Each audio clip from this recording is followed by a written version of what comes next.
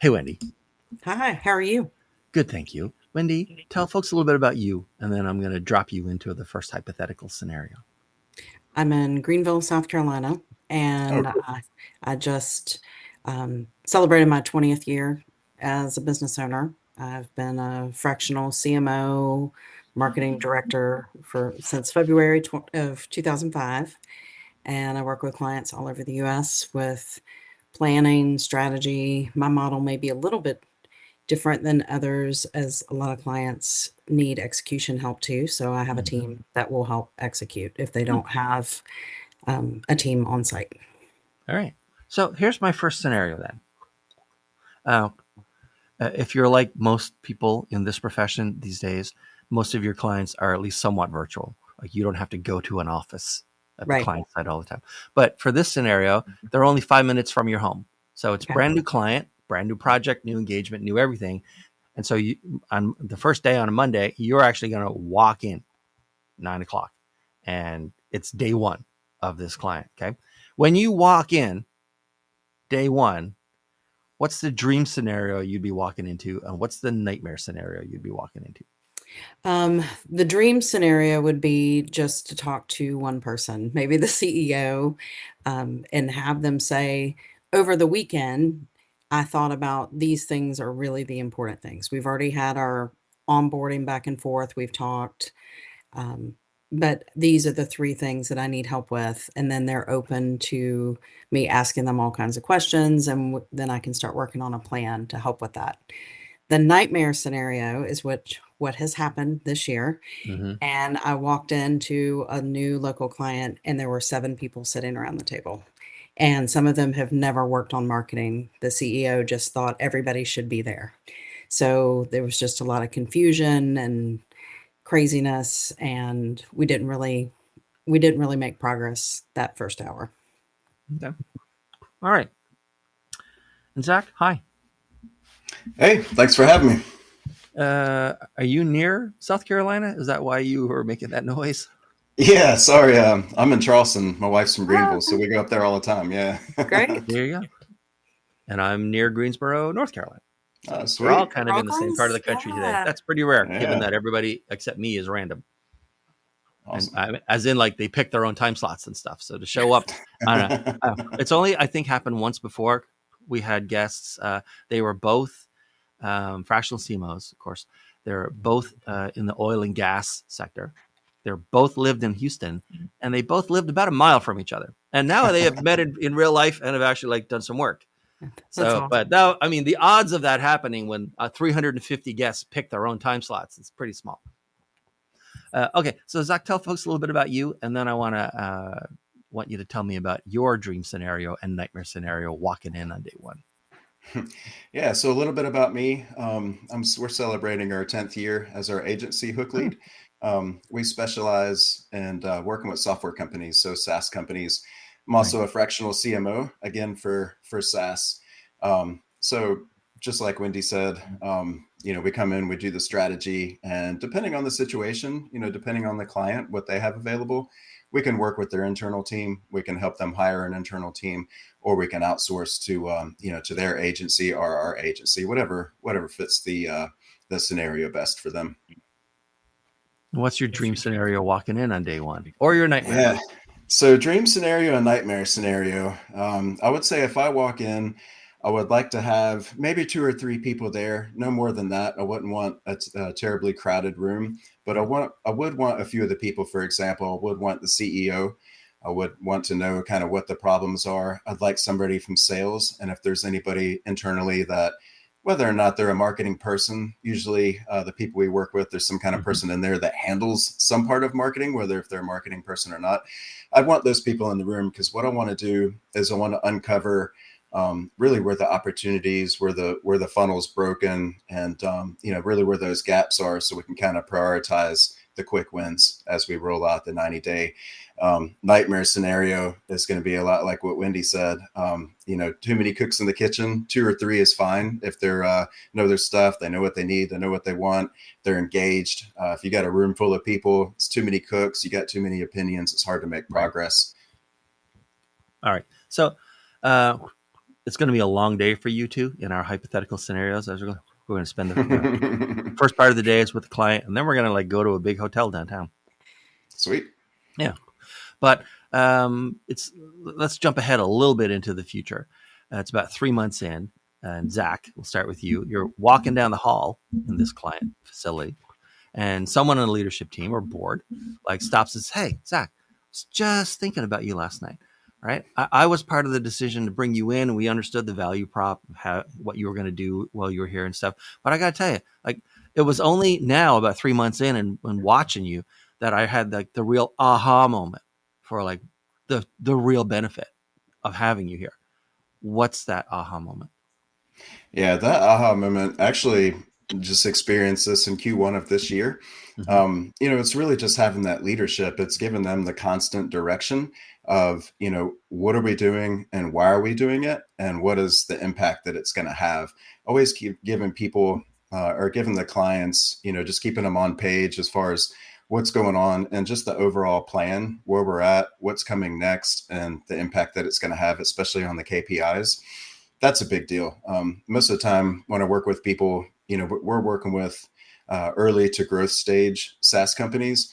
So a lot of the times they have a lot of momentum that they may or may not be aware of, but they really just don't know what to do. They might have tried an agent, an SEO agency here or there, but just having someone that has a plan that understands their business, understands their industry, and is willing to hold their hand and take them along to everything that needs to be done. And again, just explaining the why behind it to the whole team so that we all are rowing in the same direction. All right.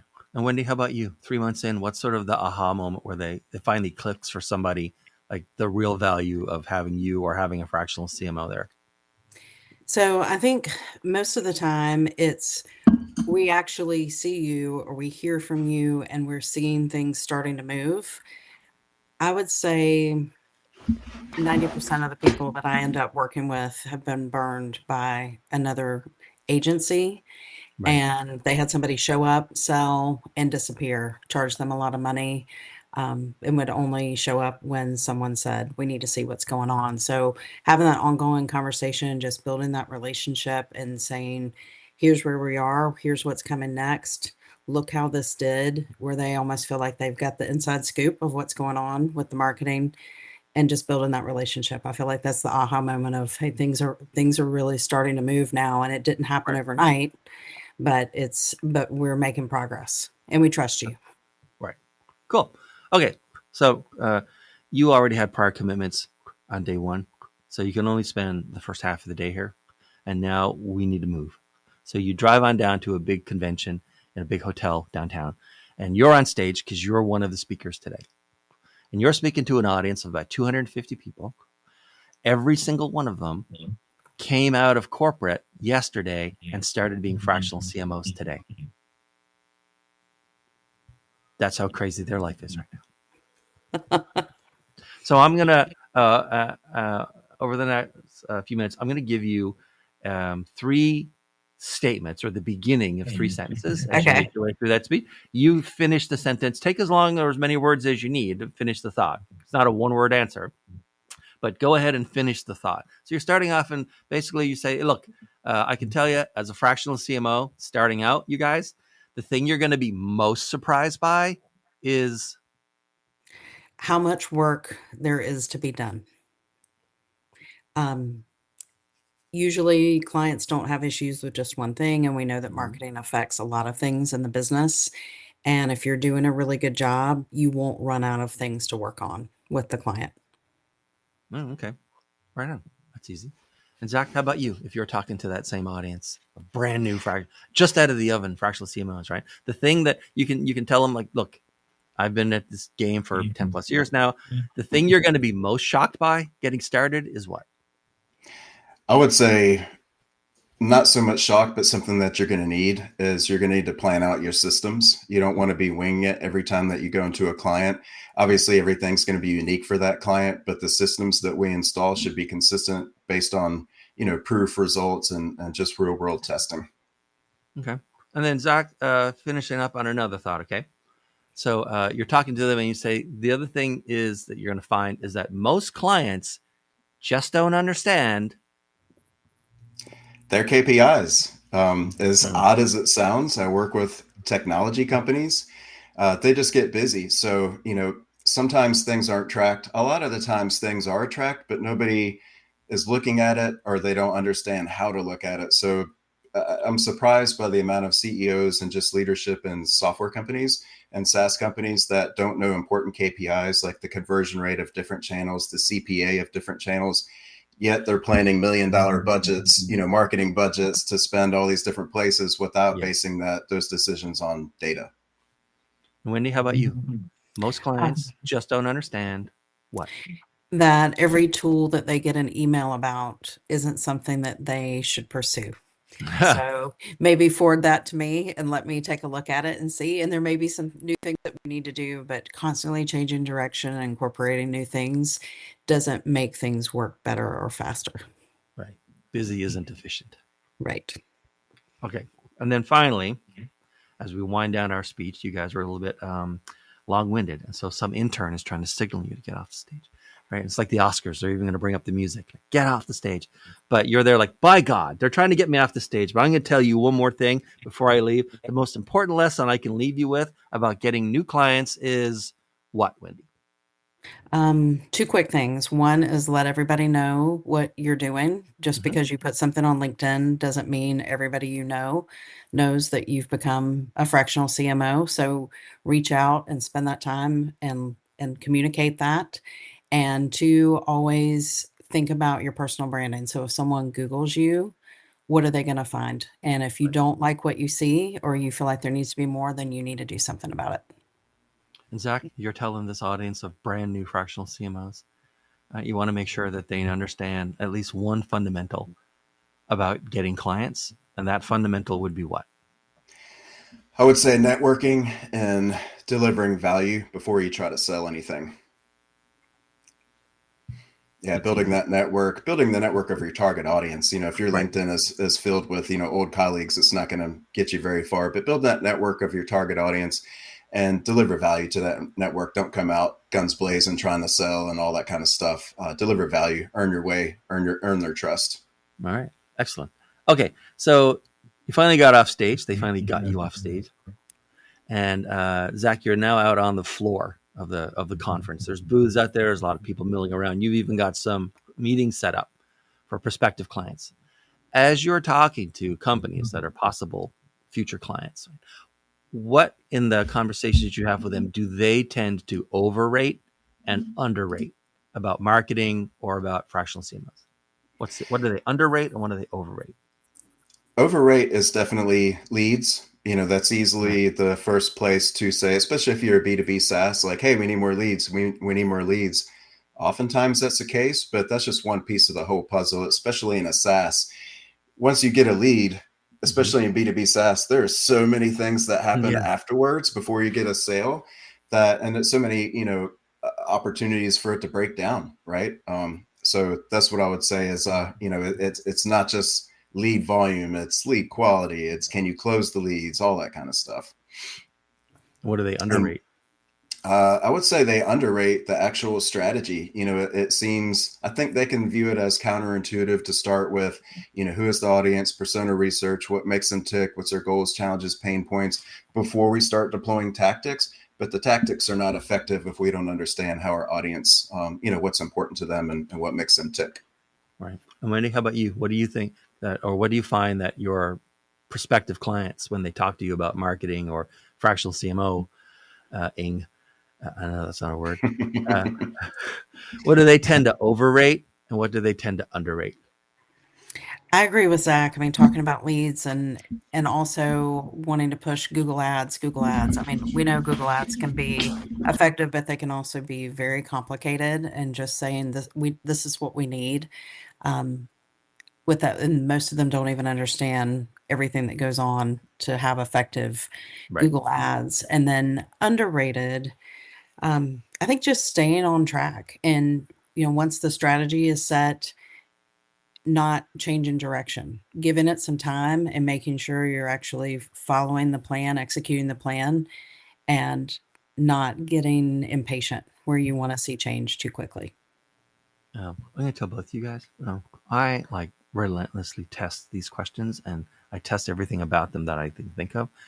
And two things that have emerged in this latest series. Questions tend to change every 25 episodes or so. Is that no matter which order I ask people, whether I say underrate versus overrate or overrate versus underrate, virtually everybody starts with the overrate. Not sure why, it just is. And secondly, just about everybody when they describe, and this says a lot about like challenges in marketing and and human nature, is that almost everything that everyone has ever answered about what companies underrate, the exact same answer could have been given 100 years ago. I believe that. Have a strategy, have a plan, talk to your customers, see what they want. It's all like all of the advice for underrated is the most fundamental parts, and I guess it's underrated and therefore always a good answer because everyone still needs to be reminded. Yeah. People are human, right? They might not need to be told, but we all need to be reminded. Yeah. Okay, so Wendi, you're talking to prospective clients, okay?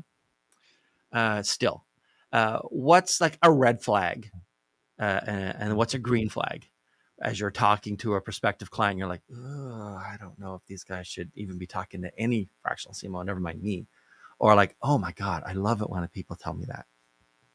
I think a green flag is someone who says, this is exactly what I've needed. And I've tried having a couple of people on my staff to do this, or I've hired a big agency and it didn't work. And so I see the value and I'm ready to go. Just having that positive attitude, that's a green flag. A red flag is when a CEO copies 6 people on an email every time they have an idea. And there's just confusion. And a lot of these examples are with one client that I keep thinking about that I had. Then there's all these other emails of, well, who's supposed to work on this? Or is this Wendi or what's going on? Just trying to keep that communication streamlined is, if they can't do that, that's a huge red flag. And I can pick up on that in conversations, talking to them before we even decide if we're going to work together or not. Just if they keep mentioning other people and how they want everybody involved. And sometimes you just can't do that to get things done. So. And Zack, how about you? What's a red flag and what's a green flag when you're talking to a prospect? Green flag for me is that they're open-minded and they're willing to, for lack of a better word, accept my recommendations and try them out. A red flag is a complete opposite. Somebody that, just wants to drive because, you're hiring me for a reason, the experience, the leadership, the systems.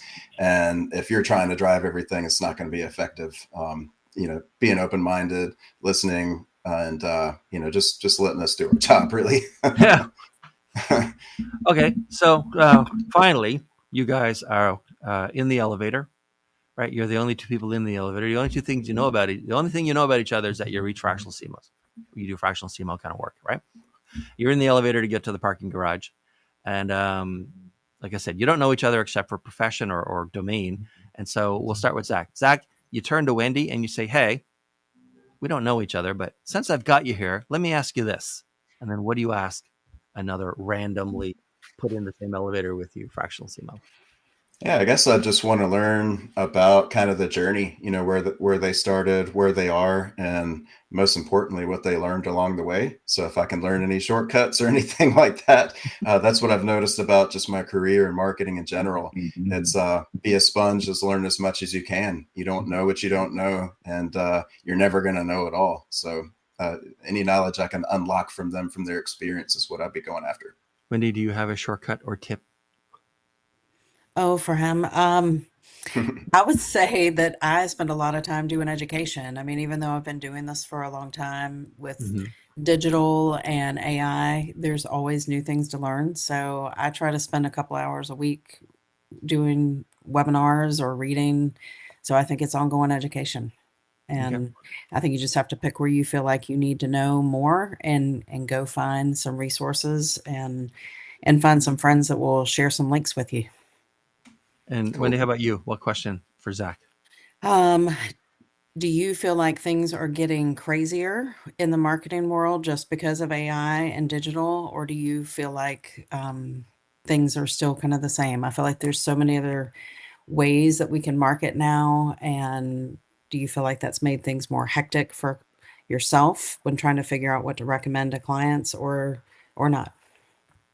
Yeah, it's definitely changing. AI is changing a lot of stuff, as well as just the rising costs of things. Right. So it's Google is getting more and more expensive year over year over year over year.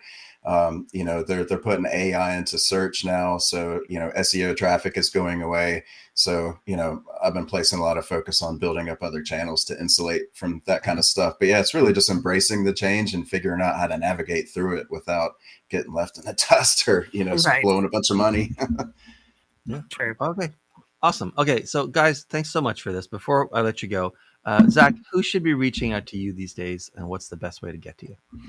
Yeah, so any kind of leadership at a startup or growing growth mode SaaS company, CEOs, things like that, founders, co-founders, that's who we work with. That's who we help. It's our tribe. And they can hit me up on LinkedIn. That's a good place. And Wendy, how about you? Who should be Um, contacting you these days? I work mainly with professional services firms, kind of medium size, and you can always find me on LinkedIn and my email, Wendi@marketmomentum.biz, and that's Wendy with an I at the end. All right, guys, this has been fantastic. Thanks very much. I love these answers. They're I loved them. Loved them. All right. So thanks. you. Goodbye, Wendy. Goodbye, Zach. Goodbye, everyone watching this, and we'll see you next time. Adios. Bye. Awesome. Thanks so much for having me.